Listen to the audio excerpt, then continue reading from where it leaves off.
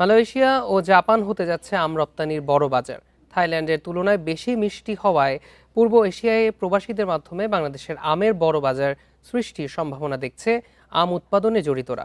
বিমানে পরিবহন খরচ কমানো সহ প্রযুক্তিগত সুবিধা বাড়ালে আন্তর্জাতিক মান বজায় রেখে আম রপ্তানি সম্ভব বলছেন তারা। এই বিষয়ে আলোচনা করতে রাজধানীর শাহবাগ থেকে আমাদের সাথে যোগ দিয়েছেন রপ্তানিযোগ্য আম উৎপাদন প্রকল্প পরিচালক আরিফ রহমান।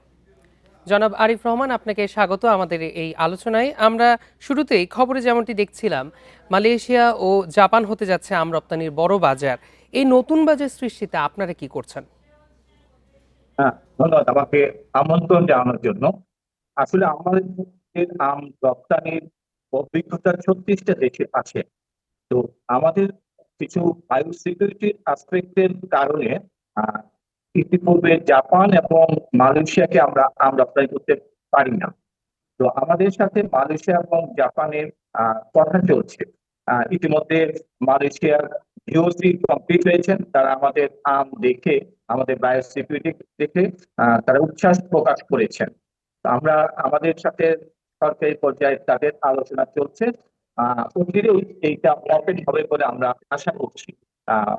মালয়েশিয়ার বাজারটা, আপনি জানেন যে মালয়েশিয়ার প্রায় 15 লক্ষ বাংলাদেশি আছেন। এছাড়া অন্যান্য দেশের আহ, নাগরিকরাও মালয়েশিয়া আছে।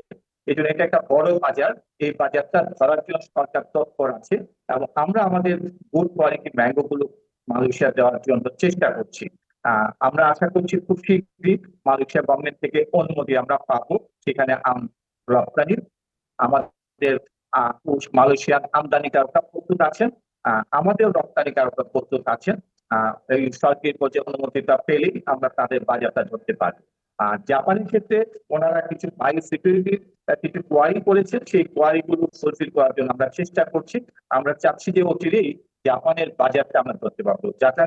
জাপানের বাজারটা একটু সফিস্টিকেটেড বাজার। এখানের বাজারের যে কনজুমাররা আছে তারা একটু সফিস্টিকেটেড কনজুমার। এখানের প্রাইসটাও খুব ভালো পাওয়া যাবে এবং মালয়েশিয়ার প্রাইসও আমরা আশা করছি খুব ভালো প্রাইস পাবেন, ভালো পারবো। আপনি বেশ কিছু সীমাবদ্ধতার কথা আপনারা বলছেন, সেক্ষেত্রে সরকারের কাছ থেকে কোন ধরনের সহযোগিতা আপনারা আশা করছেন? সরকারি পর্যায়ে আমরা চেষ্টা করছি।